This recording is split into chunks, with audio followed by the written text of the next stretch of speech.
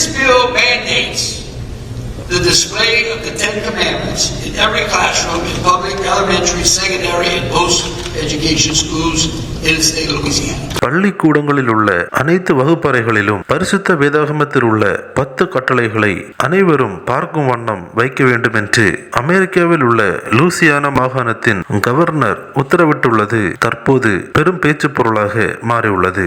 அமெரிக்க நாட்டில் உள்ள மாகாணங்களில் ஒன்றான லூசியானா மாகாணத்தில் ஜெஃப் லாண்ட்ரி என்பவர் கவர்னராக பணியாற்றி வருகிறார். இந்நிலையில் கடந்த புதன்கிழமை அன்று லூசியானா மாகாணத்தில் புதிதாக ஒரு சட்டம் ஒன்றை இயற்றினார். அந்த சட்டம் என்னவென்றால், லூசியானா மாகாணத்தில் உள்ள அனைத்து பள்ளிகளிலும் வேதாகமத்தில் உள்ள 10 கட்டளைகளை அனைவருக்கும் தெரியும் வண்ணம் அனைத்து பள்ளிக்கூடங்களில் உள்ள வகுப்பறைகளில் வைக்க வேண்டும் என்பதே.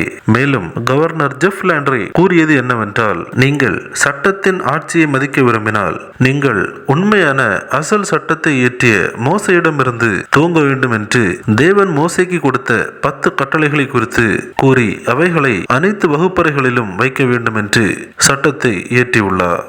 Because if you want to respect the rule of law, you got to start from the original lawgiver, which was Moses.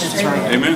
இந்த சட்டத்திற்கு உலகெங்கிலும் இருந்து கிறிஸ்தவர்கள் தங்களின் ஆதரவுகளை தெரிவித்து வருகின்றனர். கிறிஸ்தவ நாடாக இருந்தாலும் வேதத்திற்கு எதிரான சட்டங்களை இயற்றி தேவனுக்கு எதிரான பாவங்களை செய்து வரும் அமெரிக்கா தேசத்திலும் இப்படிப்பட்ட கவர்னர்கள் இருப்பது நம் அனைவரையும் நெகிழ்ச்சியடைய வைக்கிறது.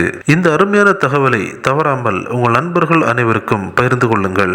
தேவனின் நாமம் மகிமையடையட்டும். கிறிஸ்துவுக்குள் பிரியமானவர்களே, இந்த தகவலை தவறாமல் உங்கள் நண்பர்களுக்கும் பகிருங்கள். எங்களோடு இணைந்து பயணிக்க இந்த சேனலை சப்ஸ்கிரைப் செய்து கொள்ளுங்கள். தேவன் தாமே உங்களை ஆசீர்வதிப்பாராக.